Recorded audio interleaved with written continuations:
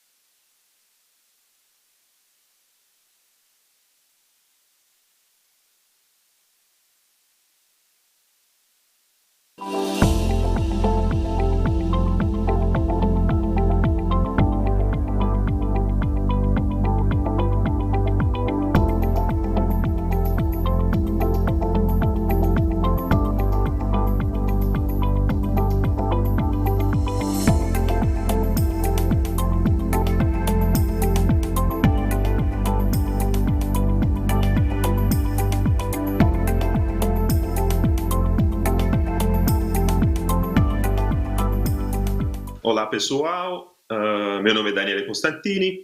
Antes que tudo, queria agradecer à Aliança Latina e à Braille para ter me convidado. É uma honra, é um prazer fazer parte do painel desse 15º Fórum diria, internacional da Aliança Latina, Fórum das Melhores Práticas para o Terceiro Setor da Saúde. Em particular, eu tenho uma experiência como designer, então não tenho um conhecimento específico sobre a saúde, mas trabalhei bastante tempo com o terceiro setor no Brasil e na América Latina inteira. Hoje me encontro na Dinamarca, onde mudei faz mais ou menos um ano com a minha família. Sou engenheiro de formação, designer de percurso, já fiz muito business, gestão de negócios na Europa, na América Latina. Tenho um perfil bastante eclético, mas a minha principal especialização, digamos, o meu foco hoje é sobre design estratégico e sustentabilidade. Então, hoje, nessa hora que temos, não é muito, mas vai ser suficiente para passar alguns dos pilares do que se chama Design Thinking. Vai ser um workshop de capacitação sobre Design Thinking. Se tiver dúvidas, vocês podem escrever no chat e no final dessa nossa hora eu vou ter tempo para responder tomara todas as suas dúvidas. Aqui tem os meus detalhes. Queria agradecer particularmente a Daisy de novo por ter me convidado. A gente trabalhou já bastante juntos em outras ocasiões. Eu sou italiano, então meu português às vezes é um pouquinho falha de vez em quando, mas tenho certeza que vocês vão entender. Vamos lá. Primeira coisa, o que é Design Thinking? Bom, Design Thinking é uma forma de pensar, basicamente, é uma forma de resolver problemas, né? O conteúdo das slides vai ser muito mais do que eu vou falar. Assim, depois, com a gravação e o conteúdo das slides, acredito que vocês vão ter bastante para poder para entender em profundidade como utilizar essa ferramenta. É uma ferramenta que ajuda na solução de problemas, enquanto busca em profundidade as necessidades das pessoas e o problema que está relacionado com essas necessidades. E, em particular, é uma ferramenta participativa que tem em consideração todos os diferentes pontos de vista, e não somente o ponto de vista do usuário, do cliente, do público-alvo, como se diz, mas dos demais atores que são implicados nesse produto ou serviço. Qual o produto ou serviço? Pode ser qualquer coisa. Onde tiver um ser humano, pode ser um processo interno de uma empresa, pode ser um novo produto para o mercado, pode ser um novo serviço, pode ser tudo isso junto, normalmente é assim. É uma forma de reduzir risco quando a gente está procurando soluções eficazes para uns problemas estratégicos, né? E para reduzir o risco de querer implementar algo só porque a gente acha que seria uma boa solução, e reduzir dessa forma, através por meio do Design Thinking, que a gente consegue, digamos, aprimorar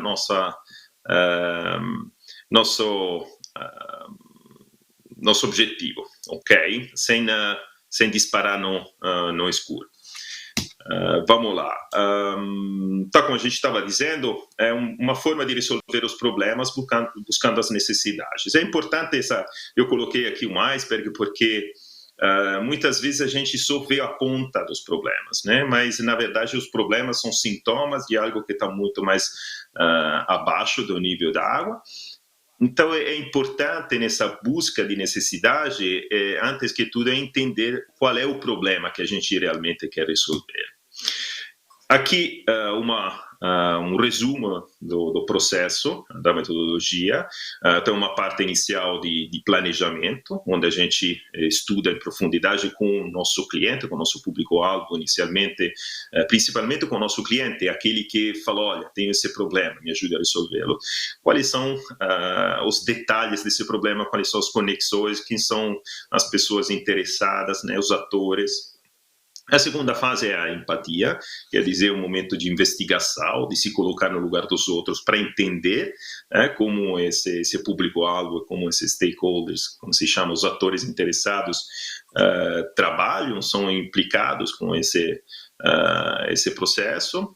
Aí temos a definição, quer dizer que toda essa informação que a gente colecionou durante a fase de empatia, de investigação, vai virar algo de bem definido, bem específico, não é nada de aleatório ou um pouco claro. E da definição, essa informação que é sintetizada numa definição de um ponto de vista, vira insumo para criar soluções, que é a fase de ideação. Aí sim é o momento de começar a pensar, poderíamos fazer assim, essa solução é interessante, poderíamos integrar outra solução.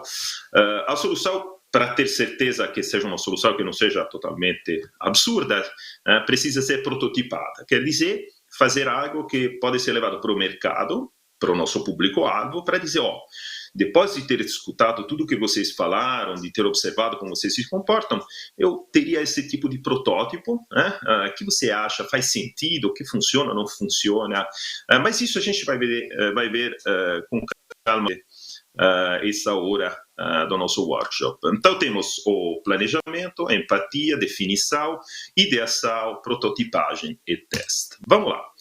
Um dos pontos fundamentais quando a gente tenta resolver as coisas de formas diferentes, de forma divergente, é ter como dizia Eric Fromm, é ter a coragem de abandonar sua certeza. Esse é um pouquinho o grande desafio que temos, porque, especialmente quando a gente trabalha faz muito tempo sobre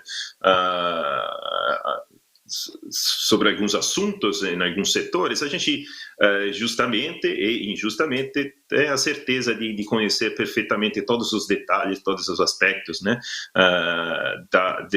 desse setor, desse problema. Na verdade, isso aqui é um pouquinho que nos limita em ver as coisas de forma diferente, porque muitas vezes, seja os problemas, que é solução e problema são duas coisas conectadas, claramente, depende muito de como a gente enxerga, né? Como a gente enquadra esse problema inicial. Então, outra questão importante, além de claramente, como eu estava dizendo, de abandonar a nossa certeza, não quer dizer se desfazer da nossa certeza, mas deixar do lado por um tempo, não? É aquela ter a coragem de errar.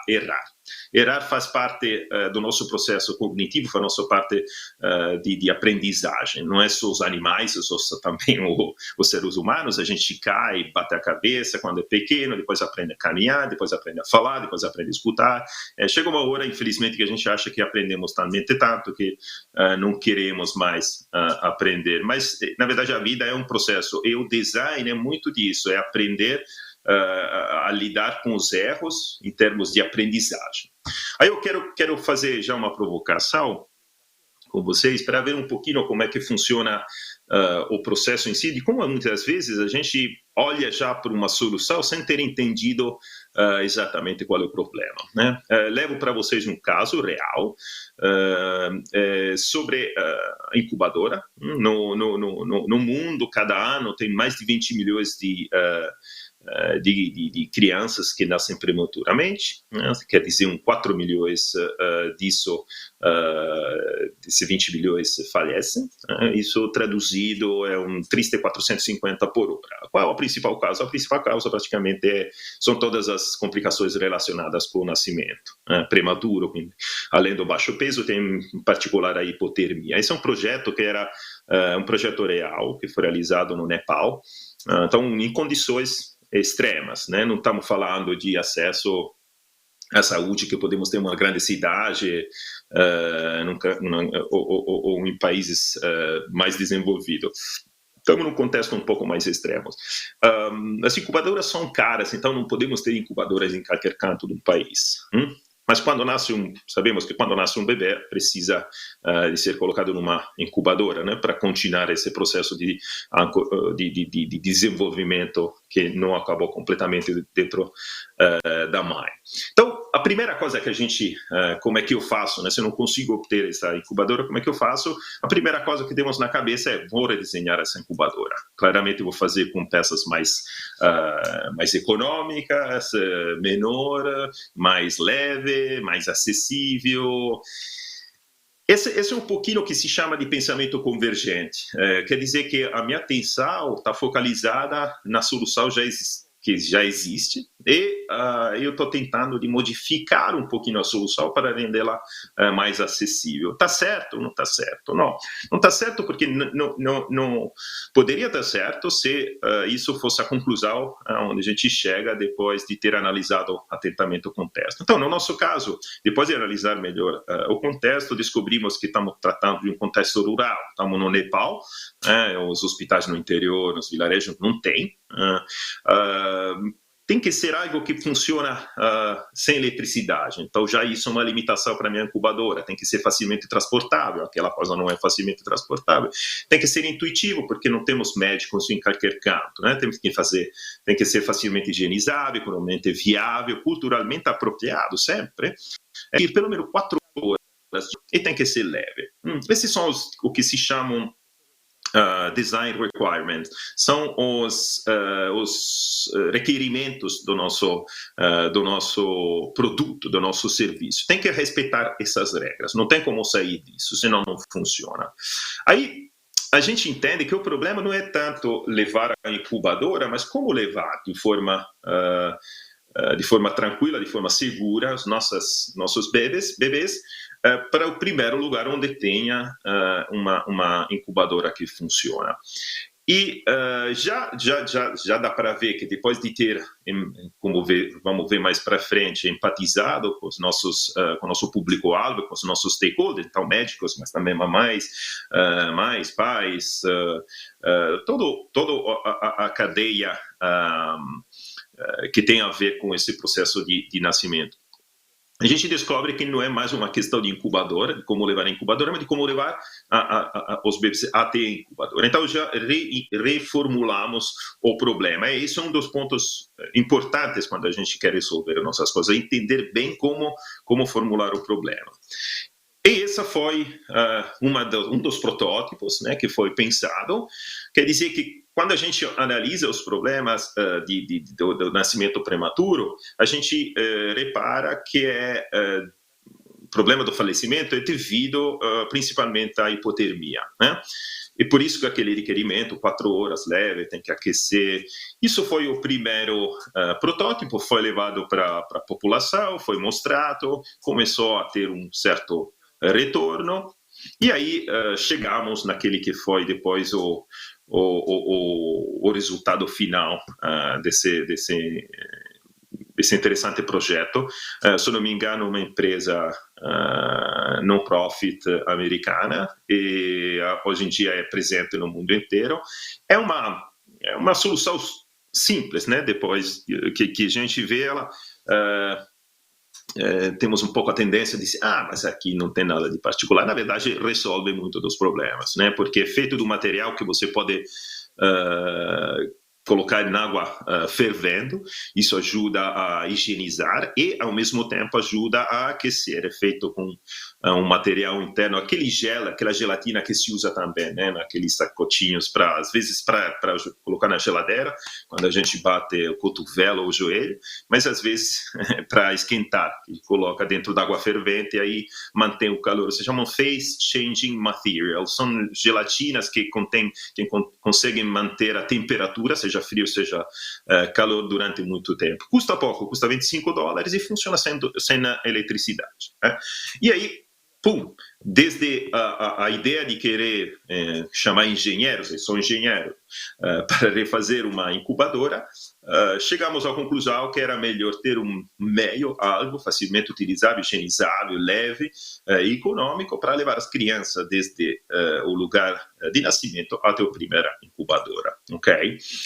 Bom, vamos lá, então. O que a gente vai ver durante essa nossa nessa quase hora de workshop. Como definir um problema? A importância de definir qual é o problema real que a gente quer resolver.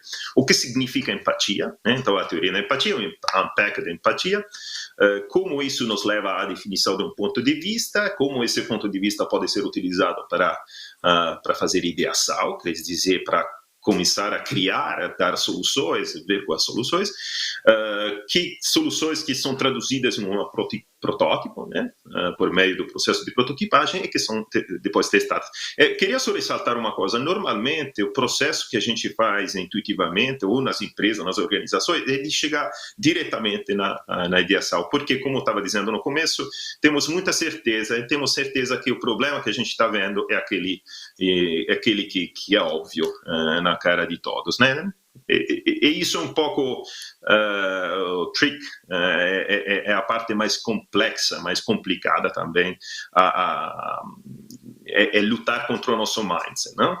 O problema é não consigo fazer reuniões com os meus colegas, não consigo motivá-los, então já tem uma série de soluções que posso buscar entre soluções predefinidas. Vamos ver mais para frente. Então, primeiro ponto, desafio de projeto, a importância de uma boa definição do desafio. É analisar o desafio em profundidade, quer dizer que a gente tem que prestar atenção se a gente está de verdade focando no impacto final que a gente quer obter, ou se a gente quer resolver aquele sintoma, aquela coisa que não está funcionando. Claramente, a resposta é óbvia, a gente tem que focar no impacto final. Não podemos se limitar a curar os sintomas. Para dar um exemplo, talvez mais próximo também do contexto da saúde, seria a mesma abordagem que se chama reducionista ou holística, né? A abordagem reducionista é aquela abordagem que hoje, infelizmente, é muito comum no mundo da medicina, onde o médico uma vez que o paciente vai dizendo, tem um problema no cotovelo, diz, olha, pega essa faixa para o cotovelo, fecha esse remédio para o cotovelo e evita de bater o cotovelo e vai passar tudo. Esse aqui se chama reducionismo, quer dizer, olhar exatamente no sintoma, e sem olhar no sistema como um todo. O sistema como um todo é o nosso corpo, são os nossos hábitos, nossos comportamentos, nossa comida. Então, a outra abordagem, outra medicina, que é holística, que não é nada de extraordinariamente mágico, filosófico ou hippie, como se diz no Brasil, na verdade é simplesmente uma forma de considerar todos os aspectos daquela dor. Aquela dor não surge por acaso, aquela dor surge por uma série de causas. E o médico holístico quer aliviar as causas para depois tratar o sintoma, ok? Perfeito. Outra coisa importante é considerar qual é o contexto onde a gente está trabalhando, é fundamental. Uma coisa é ser no centro de Manhattan, Nova York, e outra coisa é ser no interior do Ceará. Claramente são dois contextos diferentes, duas populações diferentes, dois entendimentos diferentes, e tudo isso vai sempre temos que tê-lo em consideração e bem claro na nossa cabeça. Isso quer dizer que temos que definir o espaço de atuação, ou seja, onde que eu estou atuando? Estou atuando na minha cidade, no país inteiro, no meu escritório. Se chama espaço de design. É aqui que eu vou criar a minha solução, porque é aqui que eu preciso resolver o problema. Ok? Vamos lá. O que acontece? Ok, perfeito. Aí, outro ponto fundamental, sempre tudo na fase de planejamento, é entender um pouquinho qual é o nosso público-alvo, quem é que está sofrendo esse problema. Vai ter sempre um foco num grupo da sociedade e vai ter um grupo esteso, um pouquinho maior, tá? Que digamos, sente as consequências desse problema principal, né? Ok.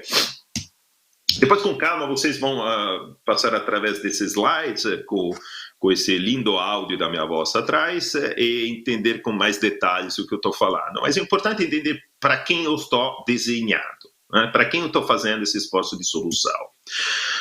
Além do nosso público-alvo, temos também que ter em consideração o que se chama de atores interessados, stakeholders, em inglês. Quer dizer que eu tenho um interesse nessa coisa aqui, não pode se mudar completamente, né? Por exemplo, um caso na medicina sempre, quem é que é um stakeholder importante? A indústria farmacêutica. Por quê? Porque vive vendendo soluções e medicamentos, remédios. O que não tenho nada contra, mas a gente sempre tem que ficar de olho para que isso não seja o único caminho. E muitas vezes a indústria farmacêutica, como todas as outras indústrias, não tem diferença com energia, petróleo, carros, mas tende a dizer, olha, essa aqui é boa, continua comigo, assim eu posso subir, que continue crescendo economicamente, e você vai ter seus remédios cada vez novos, cada vez... O que é bom ter remédios, não quero ser mal entendido nisso, mas muitas vezes isso é um ator que tem muito em jogo. Então, muitas vezes não está muito afim em apoiar soluções que vão um pouquinho contra o que é o interesse de fundo da empresa. Isso quer dizer que quando a gente considera uma solução, temos que saber quem são os outros atores, os demais atores em torno desse problema, para saber quem vai ser contra, quem vai ser um aliado, né? Porque stakeholders quer dizer atores interessados, tem que pode ser um amigo e que pode ser um obstáculo, que pode ser contra de nós. Vamos lá, vamos passar agora para a segunda fase, que é a fase de empatia. O que significa empatizar? Bom, empatia não é simpatia, quer dizer sentir um pouco, tentar, né? Porque é difícil, na verdade, sentir, mas se colocar no lugar dos outros e sentir um pouquinho o que os outros sentem, né? Tentar sentir, figurativamente, claramente, não? Mas aí surge sempre uma questão, e isso é uma abordagem muito clássica nas empresas, antigamente e até hoje, muitas vezes se faz assim, eu já pergunto para eles, o que eles querem, o que eles gostam, e eu vou realizando, né? Mas muitas vezes não é aquilo que eles querem, o que eles gostam, é exatamente o que eles precisam, né? Porque a gente tem um entendimento da realidade que está em torno de nós, mas que não necessariamente é feito, de todos os elementos que precisamos para resolver o nosso problema, ok? Aqui uma citação do Steve Jobs, que dizia: algumas pessoas dizem, dê aos clientes o que eles querem. Mas essa não é a minha abordagem, falava Steve Jobs, né? Na verdade, o nosso trabalho como designers é descobrir o que eles vão querer antes deles saberem, né? E aí, isso ninguém sabe se Henry Ford de fato falou ou não falou, mas acho que dá uma ideia que o fundador da Ford Carros, né? Se eu perguntasse aos clientes o que eles queriam, eles teriam me dito um cavalo mais rápido. E claramente não dá para fazer, porque o cliente, o que ele vê, é uma questão de que eu tenho, né? É a nossa incubadora. Eu tenho uma incubadora, preciso fazer uma incubadora mais econômica, mais acessível. Então, ou eu tenho um cavalo, eu quero um cavalo mais rápido, né? Na verdade, através do entendimento do que é um cavalo mais rápido, significa que eu consigo, de fato, entregar uma solução que os clientes vão fazer. Nossa senhora, era esse aqui, não era um cavalo mais rápido, era um carro. Hoje a gente precisaria menos carros, né? Talvez mais cavalos. Vamos lá. Empatia é feita de três momentos fundamentais. Agradeço a minha esposa que me trouxe um copo de água, que estava morrendo.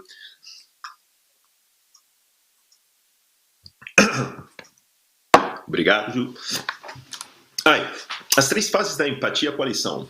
Primeiro é conversar com o nosso público-alvo, com os nossos stakeholders, né? Conversar de uma forma muito, depois vamos ver como é, mas de uma forma profunda, ter uma conexão com essas pessoas. Depois é viver a experiência, Viver diretamente na nossa pele. Não adianta querer desenhar um transporte público, né? Isso é muito comum na América Latina. Se desenha soluções de transporte público e quem desenha, quem gerencia esses sistemas não usa o sistema público, né? Muito comum. E também observar. A gente observa de longe como as pessoas usam o serviço, como se comportam num contexto específico. Tudo isso nos ajuda a entender, seja o problema, qual é o real problema dessas pessoas, que no começo foi identificado como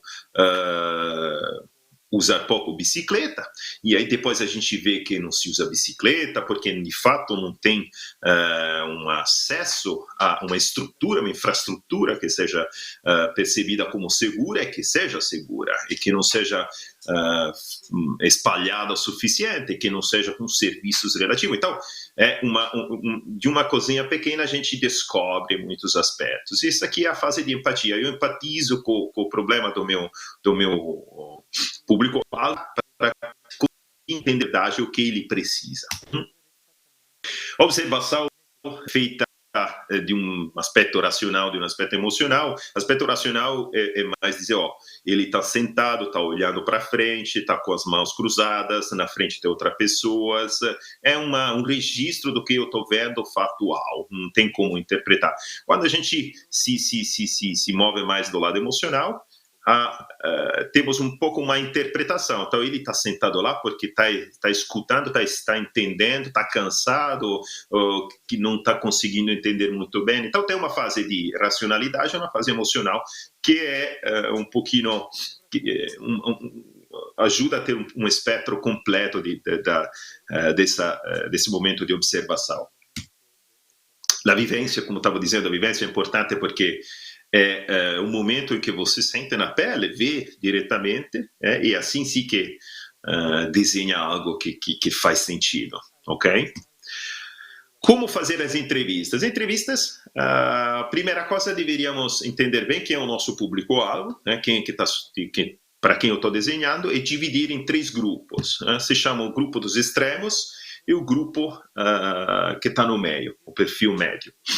O perfil médio vamos lá, eu uso sempre esse exemplo, que acho que numa academia, por exemplo, o perfil médio é aquele que vai na academia com regularidade, sem ser obsessão, às vezes continua comendo normal, vai 2 vezes por semana, tem expectativa, e aí temos os extremos. Quem são? De um lado, temos o cara que diz: a academia é um lugar horrível, não serve para nada, é feito mal, não vejo, nem deveria existir, né? Do outro lado, dos extremos, tem o cara que fala: cara, a academia é o melhor lugar do mundo, é o lugar onde eu preciso ficar, estar o dia inteiro, se eu pudesse, eu faria sessões das 8 da manhã até às 8 da noite, e só fazendo academia. Por que são importantes os extremos? Porque os extremos são aqueles que vão nos contar histórias que o do meio tem problema, no meio tem problema a traduzir essas emoções extremas, que na verdade são fontes importantes, insumo importante para insight, para ter ideias. Nunca tinha percebido, nunca tinha reparado que a academia poderia ser isso, né? Então, quando a gente quer inovar, porque aqui se trata disso, resolver os problemas por meio de necessidade, que fundamentalmente é inovar, soluções diferentes. A gente tenta buscar nesses extremos insight, ideias, né, insumos que obrigado. Então, essa é a primeira coisa. Como se elabora uma entrevista? Primeiro é dividir o nosso público, tá? Quando a gente... vamos primeiro nessa aqui. Como é que é um fluxo da entrevista? O fluxo da entrevista claramente tem vários. Se chamam entrevistas semi-estruturadas, estruturadas. Nesse caso, o que a gente precisa é ter uma pauta, um script, digamos, uma linha guia, que me ajude porque eu tenho claro o que eu quero saber dessas pessoas. E uma vez que eu tenho claro, um belo papel, eu tenho o meu bloco para anotar, ou um gravador, sempre pedindo autorização. A gente se introduz, introduz qual é o projeto, quem sou eu, e começa a criar vínculos. criar vínculo, dizer, o projeto é sobre mobilidade, eu queria entender um pouquinho da senhora, como é que funciona o dia a dia da senhora para se mover dentro da cidade. A senhora fala, não me fala mobilidade, pelo amor de Deus, é um pesadelo, porque é muito caro. E aí a gente cria um vínculo, por quê? Porque começa a empatizar, dizer, é verdade, eu também, só para chegar aqui para entrevistar a senhora, demorei 4 horas, né? Então, tem que se colocar de verdade no lugar da outra pessoa, né? Não dá para fingir isso tem que ser claro, tem que ter uma genuinidade, uma sinceridade nisso. Aí a gente começa a pedir histórias, me conta um pouquinho, qual é que foi uma condição interessante para o melhor contexto, a melhor história de transporte público que a senhora viveu e que gostaria de me contar. Aí depois vamos explorar as emoções, quer dizer, entendi, então para a senhora é importante isso, por que é importante? E andar em profundidade, né? Explorar as emoções, quer dizer, como que se sentia a senhora naquele momento, por quê? E depois de 20, 30 minutos, depende de quanto dura, a gente resume, encerra a conversa e agradece. Agora, então, aqui algumas, o que eu chamo de perguntas gatilho, que ajudam a estabelecer essa conexão e a definir digamos, um pouco a direção da conversa. Né? Por exemplo, quando é que foi a última vez que eu utilizou um serviço público, um ônibus, um trem, como normalmente você se desloca dentro da cidade, como se sentiu naquela ocasião, qual foi a sua melhor, a sua pior, a mais memorável experiência com esse assunto, como deveria ser, talvez, uma experiência ideal. São perguntas que normalmente ajudam a começar e também a fazer com que a entrevista aconteça. O que é importante é que cada pergunta, a gente sempre se pergunte o porquê daquela resposta, tá? É fundamental o porquê. Não adianta só terminar no primeiro nível da resposta do nosso público-alvo, nossos stakeholders. Aqui tem algumas coisas. É importante não tentar terminar as frases, não ir com a ideia que já sei qual é a resposta. Então, a gente sempre vai lá um pouquinho como as criancinhas, para a gente entender por quê. É? Não sabia. Pode me contar mais?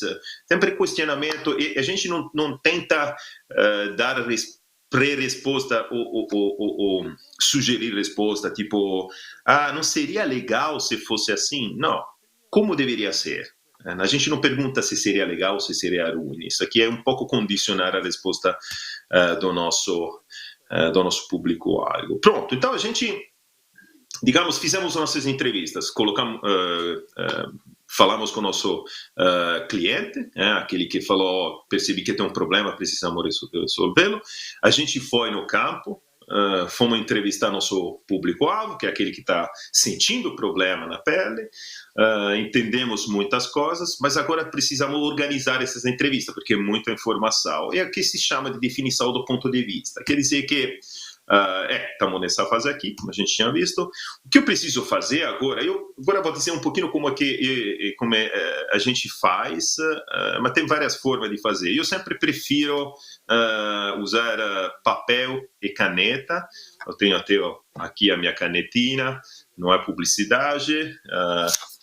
Tenho os meus post-its sempre comigo. Por que é prático post-it? Porque eu posso escrever, coloco e eu depois posso mexer nos lugares para ver um pouquinho qual é a lógica que tem todas essas respostas. Né? Se eu escrevo num Excel, como a maioria gosta de fazer, aí depois é difícil ter uma visualização. É importante ter acesso a uma visualização geral e conseguir mexer com as peças para poder para poder trabalhar um pouquinho no que é o sentido dessas respostas, né? No que esse povo, esse público-alvo está querendo me dizer. Então, na primeira coluna, normalmente eu coloco quem entrevistei. Logo depois eu contesto onde foi, alguns detalhes que podem me ajudar a relembrar. E aí depois começa a contar o amarelinho, que é a maior, digamos, é o maior de todos aqui, como vocês podem ver. Aqui são as histórias, são frases, são aquelas que marcam. Todo dia de manhã preciso ir fazer 3 quilômetros a pé para chegar no ponto de ônibus, e quando chego lá, não tem nenhum reparo, embaixo da chuva, chove sempre. Então, aquelas coisas que fazem a diferença durante todo esse percurso de entrevistas. A gente tem várias, como a gente vê aqui. Essa aqui é uma entrevista só, e tem muitas, né? São 2 entrevistas, se não me engano, não? Mas tem muitas coisas. Uma entrevista aqui, esse bloco aqui, e outro aqui, né? Mas a gente não faz a transcrição da entrevista completa, mas das coisas que a gente acha mais importante. E, uma vez feito isso, a gente começa a analisar essas entrevistas e tentar de captar quais são as coisas que pegam a minha atenção, que fazem a diferença. Quais são as coisas que se repetem, quais são as coisas que me surpreendem, e que eu estou querendo, qual é a necessidade de fundo? Ela precisa de segurança, ele precisa de apoio, ele precisa de motivação, precisa disso. Não é uma coisa concreta, é um verbo. Vamos ver mais para frente o que é depois, porque não é que precisa de um carro, ele precisa de um meio para se deslocar, ou precisa chegar no lugar no horário, não precisa de um carro. Um carro é já uma solução. Então, a gente coleciona todas essas coisas que são mais surpreendentes para depois começar a construir uma solução. Aqui temos um pouquinho mais em profundidade do que são esse processo de definição, do lado das necessidades, do outros insights, que seriam aqui os post-it, digamos, laranjas, tá? Então, de tudo isso a gente praticamente pega, esse aqui eu acho que quer dizer isso, aqui quer dizer isso, e blá blá. Vamos lá. Vamos ver como é que a gente faz depois, como é que pega todas essas informações que se chamam para construir esse ponto de vista, que vai ser uma das coisas mais importantes do processo para eu depois começar a construir soluções. Vamos ver. A primeira coisa,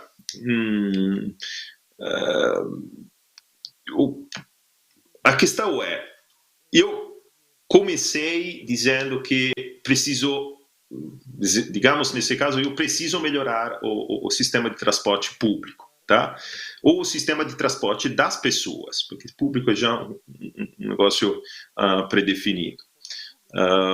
Aí, no caminho, eu falo com o meu cliente, poderia ser uma municipalidade, poderia ser o Estado, ou poderia ser um bairro, ou uma fundação, não sei, mas é alguém que diz, queremos fazer isso. Tá, aí eu coleciono todas as informações, pego todas as informações do cliente, e aí depois eu vou, para onde que eu vou onde as pessoas vão usar o transporte público, eu vou falar com as pessoas que usam o transporte público, em todos os níveis, em todas as situações. Isso pode durar uma semana, meses, para entender, meses difícil, mas digamos, dependendo da disponibilidade, do acesso a esses lugares, pelo menos um mês de análise a gente precisa fazer.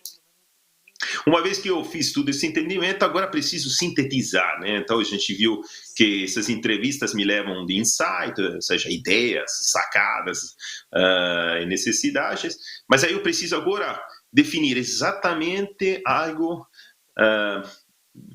específico. Eu preciso construir isso, isso, isso, porque as pessoas se comportam isso, eles precisam desse tipo de solução. Vamos ver lá como é que funciona. Então, aqui, praticamente, o ponto de vista é praticamente uma frase, uma frase simples, que é feita dessa parte inicial do usuário, depois de um verbo, e no final quais são esses insights que a gente colecionou. Nesse caso seria o usuário descritivo, quer dizer que não é um qualquer usuário, né? É o cidadão não sei, de São Paulo, que vive no bairro ou que se move fora da cidade para dentro da cidade, precisa, nesse caso, não precisa de um transporte público, precisa de acessar um sistema de transporte, né? Então, precisa acessar ou precisa ter acesso, é sempre um verbo, né? Precisa aproveitar, precisa... Nunca caia no problema, no engano de querer dizer que precisam de algo, de uma coisa, não é isso. Né? Ou de um sentimento, de emoção, não. É um verbo. Né? Precisa acessar, precisa utilizar, precisa fruir, precisa mexer, não sei. Né? Porque aí, não sei nesse caso aqui, mas o que acontece é que a gente coloca as insights que a gente descobriu. Vamos ver um pouquinho como é. Nesse caso, por exemplo, uma pessoa adulta que mora na zona central da cidade precisa poder utilizar um meio de locomoção particular compartilhado 4 vezes por 10, 60 minutos por semana, porque prefere compartilhar um carro com mais pessoas, pois isso é mais barato, mais amigável para o meio ambiente. No entanto, o carro ainda deveria ser fácil a compartilhar, né? Agora, nesse caso aqui, não é o carro, seria o meio de locomoção, mas é uma forma geral de dizer, eu que analisei, eu percebi que esses caras usam de 1 a 4 vezes, no máximo de 10 a 60 minutos, no total de uma semana. Então, não preciso que o cara tenha um meio de locomoção privativo lá na frente de casa. Eu preciso que tenha acesso a essa coisa aqui, eu poder utilizar esse tipo de solução, né? Porque por isso. Esse é uma frase que me ajuda a iniciar o processo de ideação, quer dizer, a criar soluções. Vamos ver um pouquinho outro exemplo, isso poderia ajudar um pouco mais. Esse era um processo de como convencer praticamente adolescente a comer mais saudável.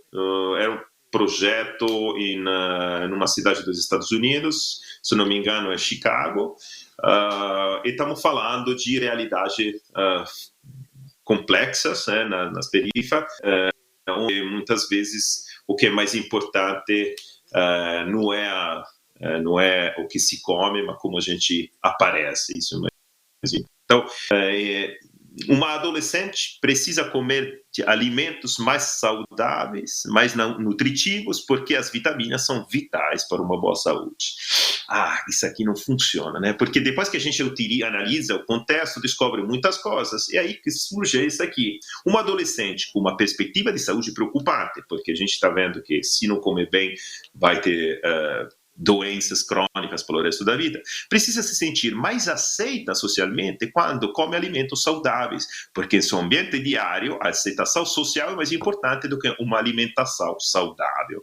Ou seja, durante o processo de empatia a gente descobriu que, tudo bem, eu até como saudável, mas, olha, para mim é mais importante parecer cool, legal, nós com os amigos, do que comer essas coisas. E comer essas coisas não me faz sentir legal com os meus amigos. Então, o meu problema não é tanto convencer a comer, mas como eu consigo, talvez, mostrar que a alimentação saudável também é cool, também é legal. E a gente, de novo, reformulou o problema, tá bom?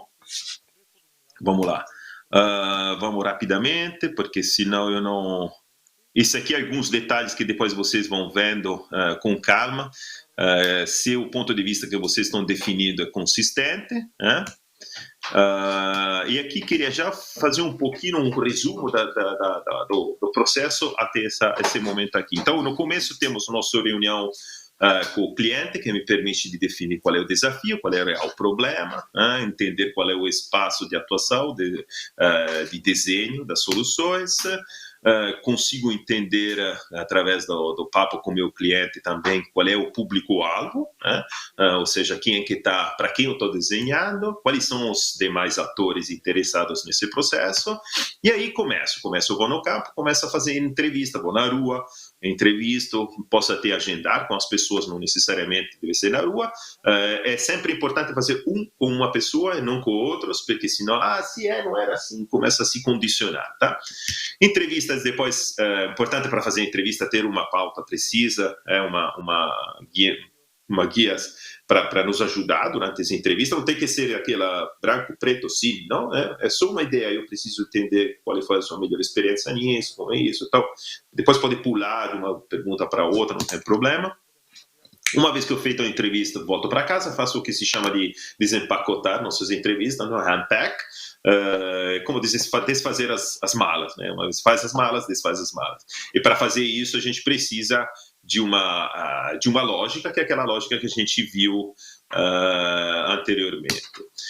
Esse unpack me gera insight, me gera uma série de achados, de sacadas interessantes que viram um ponto de vista. Então, eu preciso fazer isso, porque lembrem da Melina. A Melina é uma adolescente, precisa comer saudável, ok, mas como não? Na verdade, ele precisa entender que é melhor comer saudável, como a gente viu no ponto de vista anterior. Vamos lá. Tudo isso, para que serve? Serve para chegar no ponto de dizer, agora posso fazer ideação, agora posso, de fato, criar soluções. E, na verdade, esse é o momento mais fácil, né? Porque tudo é difícil entender qual é o verdadeiro problema e como as pessoas vivem esse momento, como as pessoas lidam com esse problema, que às vezes não é óbvio, não é evidente para as pessoas. Então a gente tem que ser meio que um terapista fazer terapia com essas pessoas e depois ler nossas notas. Toda essa informação vira esse ponto de vista, essa frase bonita, mas como é que eu uso essa frase? Então, na fase de ideação, temos dois momentos. Uma ideação individual, quer dizer que você tem que juntar um grupo de pessoas com o qual esse é tudo um processo colaborativo, então não é sozinho a pessoa que faz isso. Algumas coisas sim, mas na verdade é um processo em que você tem que ter um comitê de 3, 4, 5, 6, 10 pessoas que ajudam em todo esse processo aqui, especialmente agora, além da fase de criar esse ponto de vista, que é fundamental que não seja só você, porque é um ponto de vista compartilhado. Então, quem que seria? Numa empresa poderia ser o diretor de finança, poderia ser o diretor de recurso humano, poderia ser vendas, logística, poderia ser operações, marketing, são todos os diferentes atores que têm que co-criar. Numa organização, a líder, sem dúvida, os operacionais que estão o dia inteiro com o público, marketing, comunicação, ou seja, são as forças que se juntam, né? Se juntam nessa mesa, ok, então esse é o nosso ponto de vista, agora criamos. Como é que a gente cria? Essa é a frase. Temos que criar em base dessa frase aqui. Tem um momento de ideação individual, cada um por si, e depois tem uma que se chama de cocriação. Juntamos as forças porque juntar é sempre melhor, pensar em conjunto com outras pessoas, cientificamente provado que a solução é melhor do que a genialidade, né? Vamos ver como é que funciona. Então, primeiro a gente pega 10 minutinhos, fica sozinho, sentado e começa a pensar, ok, então eu preciso achar uma solução para levar essa comida saudável, seja legal para um grupo de adolescentes. Poderia fazer um pacote, não, poderia fazer um serviço, e começa a desenha. Desenha várias soluções. Tenho os 10 minutos, tento desenhar mais soluções possíveis, simples.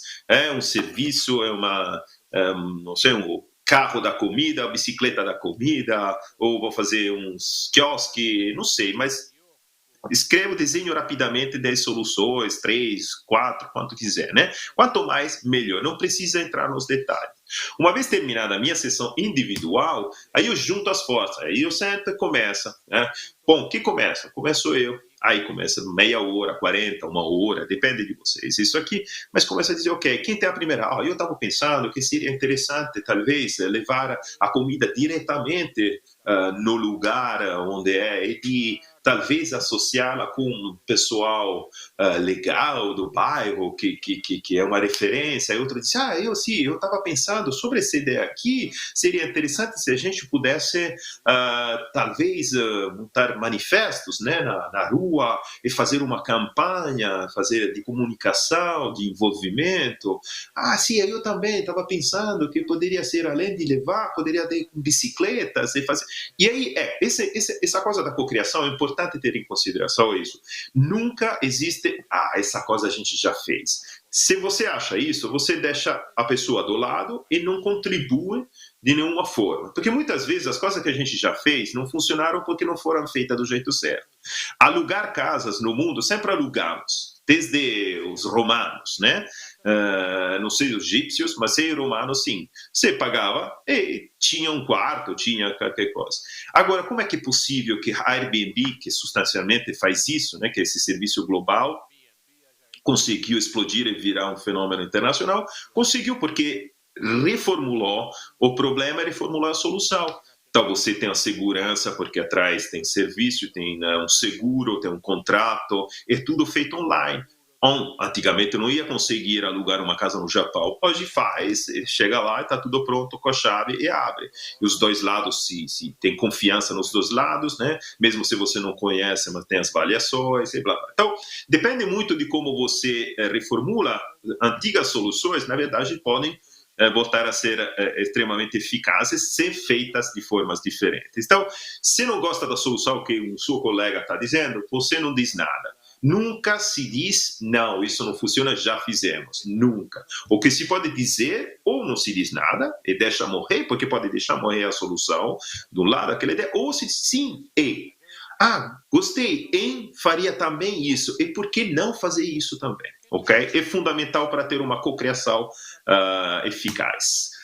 Algumas dicas, né, de não julgar, de não rir, porque todo mundo tem que se sentir à vontade de expressar e de co-construir, tá bom? Quanto mais desenhar, melhor, porque senão tem que escrever. Eu sei que é difícil desenhar, mas desenha feio, mas um coração todo mundo sabe fazer, um ser humano todo mundo sabe fazer, não é difícil. Bom, essas ideias agora tem que ser traduzida em algo tangível, né? Algo que possa ser levado para o nosso público-alvo, né? Para ser testado. Então a gente faz o que se chama de prototipagem. Vamos ver alguns elementos.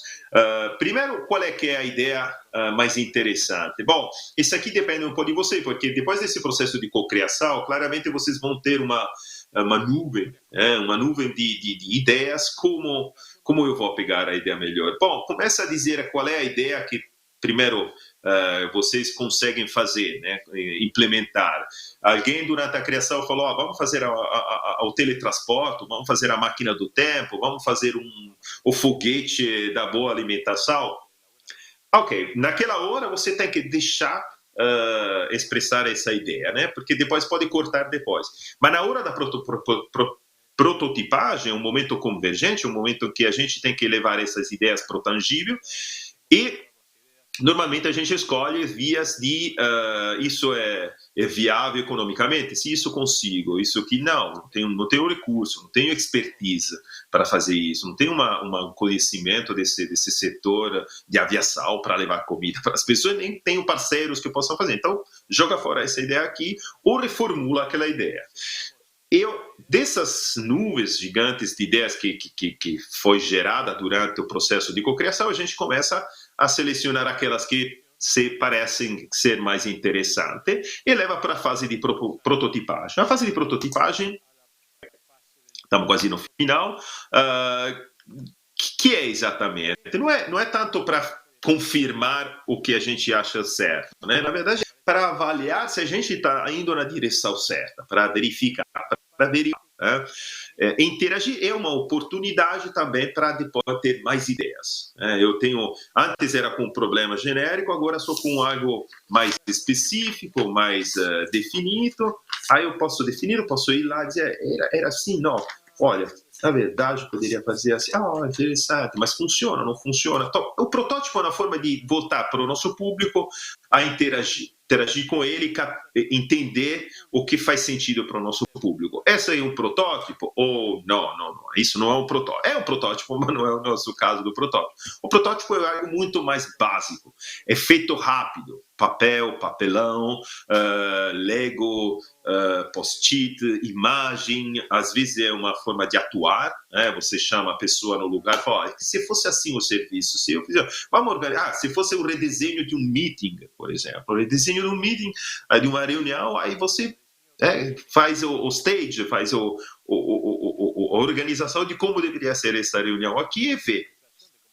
Então, tem que ser muito econômico e rápido, né? Porque o objetivo é ir para o público, testar velocemente, rapidamente, voltar e dizer, ok, essa coisa funciona, essa coisa não funciona, esse aqui temos que modificar. Ou não funciona nada, pega uma outra ideia daquelas que a gente gerou. Porque lembrem-se que é um processo iterativo.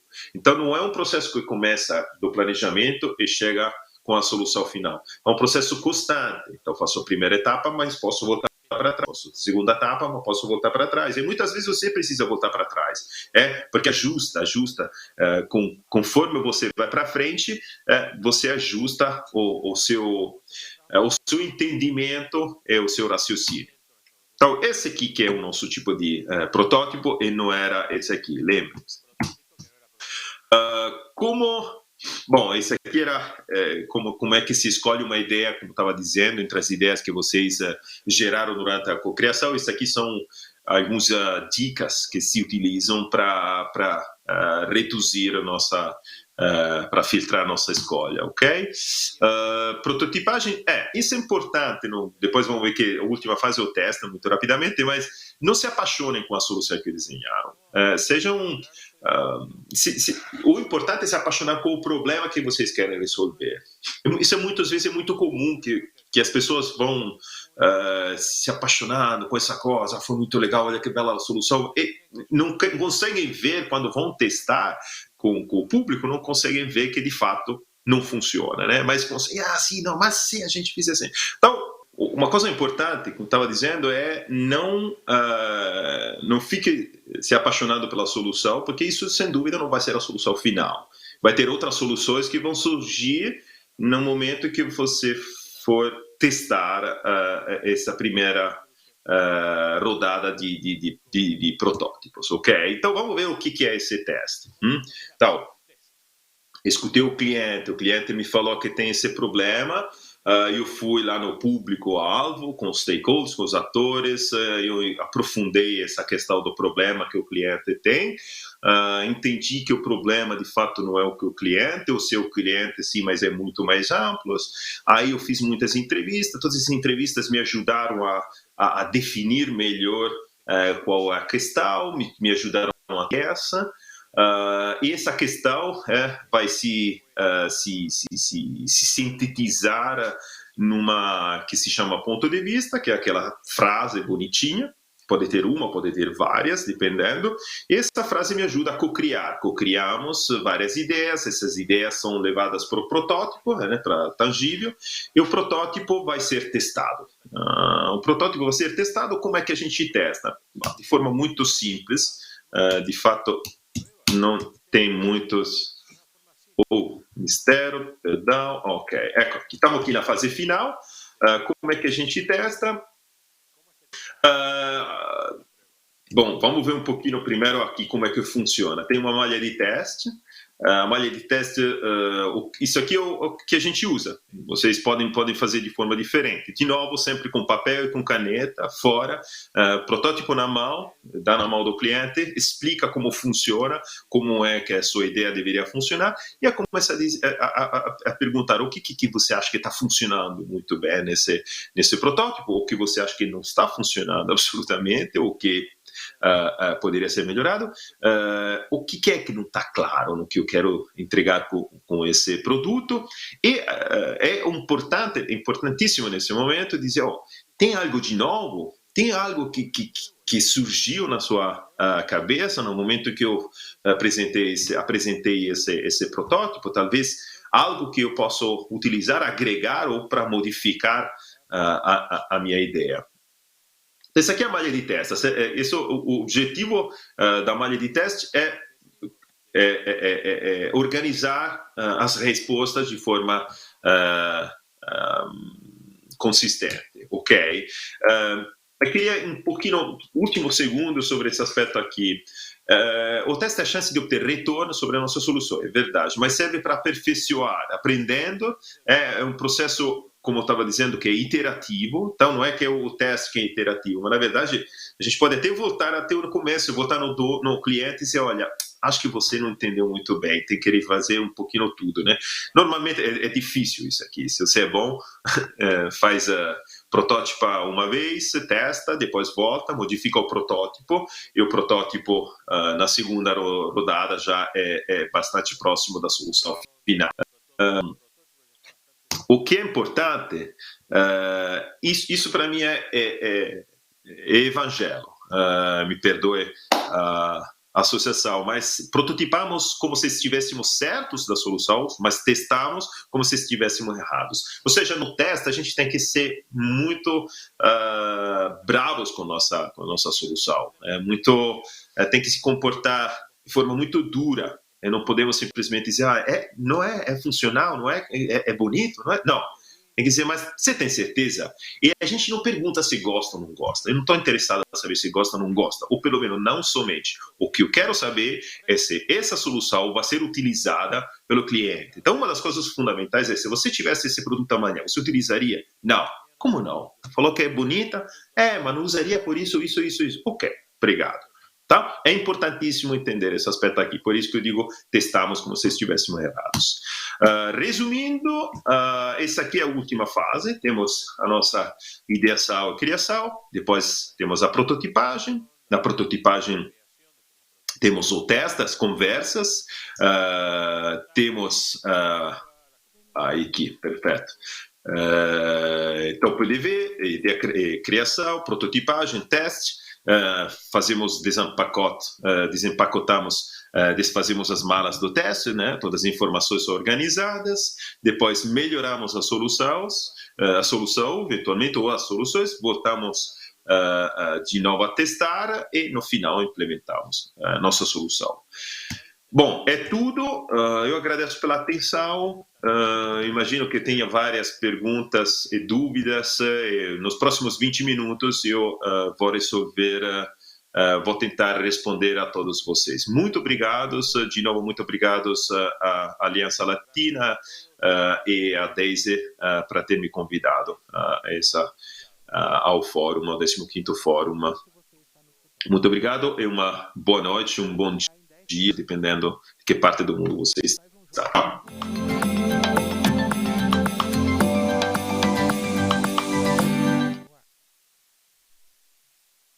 Olá, pessoal. Boa noite, boa tarde a todos vocês.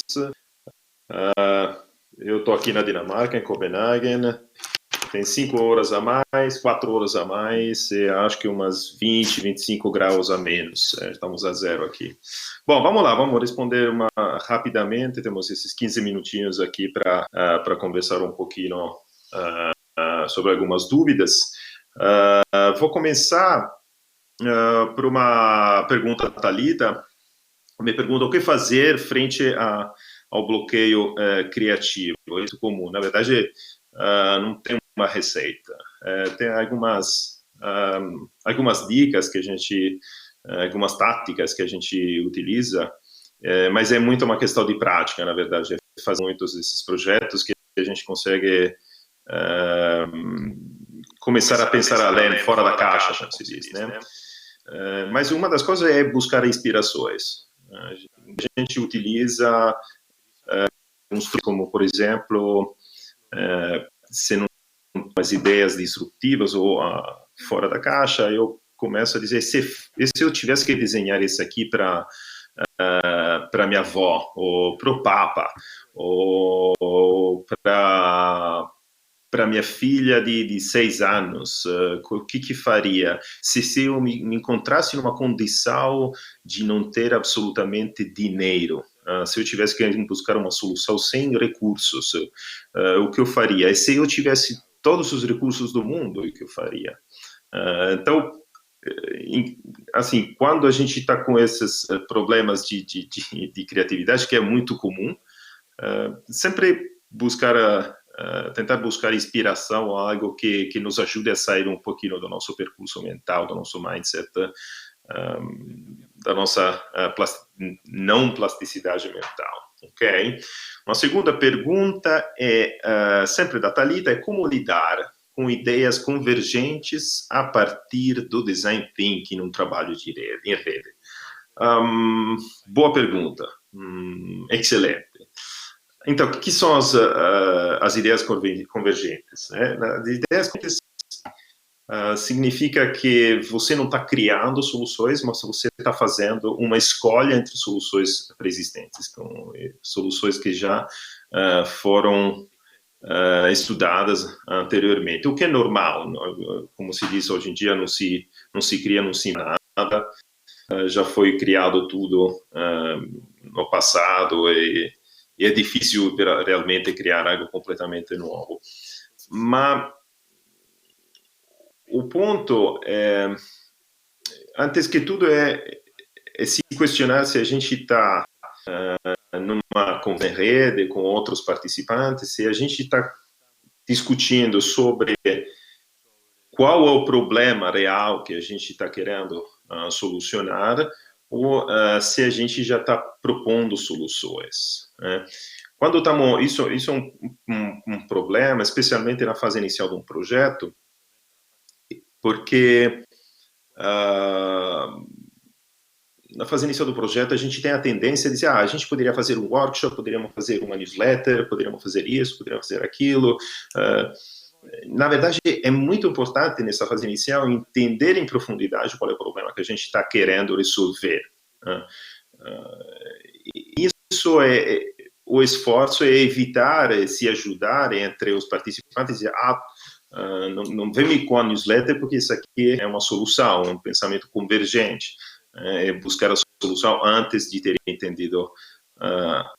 Então, não é fácil, de novo, é uma questão de prática, Thalita, mas diria que é bem isso, é bem ficar de olho se a gente está querendo enquadrar o problema ou querendo já propor uma solução. As soluções chegam no final, como a gente falou, né? Tem todo o processo de entendimento do nosso cliente, do nosso usuário, dos diferentes atores, então isso é importante.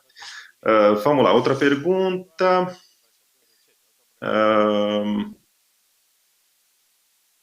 Jesse, do Brasil, no caso de um projeto de serviço, como seria a testagem? Você poderia dar um exemplo? Certo, Jesse. No caso do serviço, que na verdade é muito comum, você tem várias opções. Digamos, é sempre tudo... O teste se faz sempre em baixa resolução, se diz. Quer dizer, não com um protótipo, com todos os detalhes predefinidos, mas digamos, duas opções para o serviço. A primeira é apresentar a ideia geral. Você pode construir, não sei, 2, 3 slides, pode ser, seja por computador, né, no Power, ou pode ser, a gente normalmente o que fazia, representava por meio... um exemplo aqui, não sei, não tem nada a ver, mas algo que seja representativo um pouco do conceito principal do serviço, do novo serviço que a gente quer apresentar. Então, na primeira você apresenta um pouquinho qual é o contexto, na segunda, talvez você apresenta quais são as opções, a terceira também, mais opções do serviço que você quer implementar. Uma alternativa seria aquela de convidar as pessoas e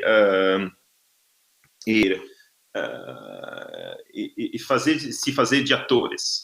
se fazer de atores e mostrar com outros colegas como é que seria realizado esse serviço aqui. Ora, serviço tem vários tipos, tem serviço online, tem serviço ao vivo, então depende muito de que tipo de serviço, mas, digamos, essas são as duas grandes alternativas, diria.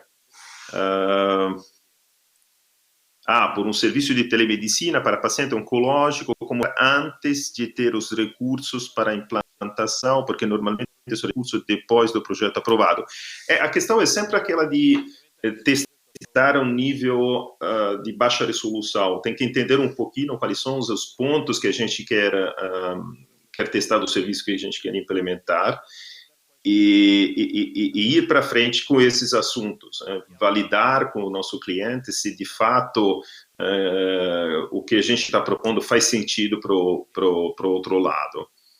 A Rita Domingues, Brasil, uma curiosidade, vale aplicar matrizes como SWOT na aplicação do Design Thinking?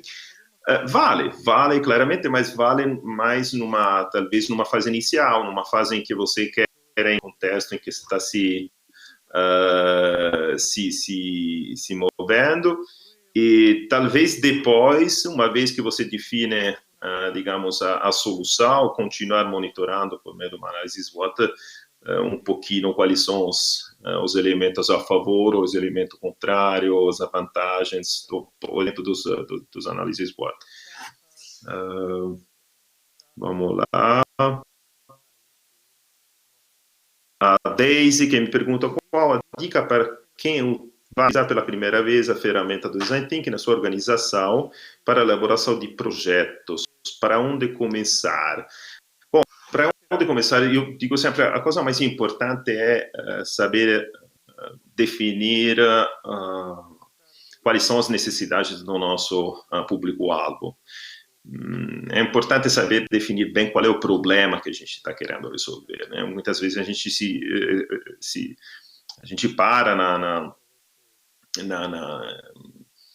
na parte inicial do entendimento do problema, e quando na verdade o problema pode ter ramificações, então tem que sempre perguntar por que acontece algo, né? Como a questão do transporte, preciso de um meio, preciso me locomover, preciso realizar tarefas, às vezes, de me locomover. Locomover é uma prática que a gente faz, muitas vezes, mas que não necessariamente é necessária, né, no caso de algumas tarefas, né, como, por exemplo, agora estamos fazendo uma conexão, estamos fazendo uma conferência sem precisar estar presentes fisicamente. Eu sei que para muitos seria melhor, mas isso, por exemplo, dá uma ideia de como pode ser diferente. O que mais temos aqui? Acho que o nosso tempo também está...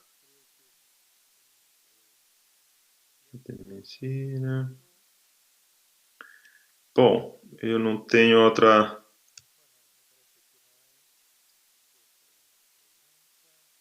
Ok, bom, umas considerações que queria fazer com vocês, de novo, a questão mais importante tem dois pontos. Uma, o que a Thalita ressaltou com a questão das posições convergentes, quer dizer, de não correr para soluções. E a outra consideração, não correr para soluções na parte inicial. O segredo do Design Thinking é aquele que permite o designer, e aqui como designer somos todos, não precisa ter uma qualificação específica, ter um diploma, mas a parte fundamental, mais importante, sem dúvida, é conseguir entender qual o problema. Qual é o problema que a gente está querendo resolver do outro lado? Tem que ser um problema, às vezes, de novo, o que é importante é ir para raízes e entender se a gente está tratando um sintoma ou se a gente está daquele sintoma. Então, eu diria que minha consideração final é isso aqui. Entendam bem o problema que vocês querem resolver, porque dependendo de como você tem o problema, você já está na mão, está meio que com o projeto resolvido, pronta e já definida. Outra coisa é sempre de incluir quanto mais pessoas possíveis com os limites. Claramente, tem uma questão também de gerenciar muitas pessoas, mas é importante a diversidade, ter pontos diferentes, de pessoas também que talvez não pertençam ao meio que a gente está dando, porque é de lá muitas vezes que vêm as ideias. Quando a gente continua fazendo tudo entre nós, normalmente chegamos sempre às mesmas soluções. E não tenham medo de investigar com as pessoas, de perguntar e de questionar as nossas crenças, né? As nossas certezas, como dizia Eric Fromm. É importante para a criatividade pôr em discussão as nossas certezas, porque é a partir de lá que a gente cria novas ideias. Bom, com isso eu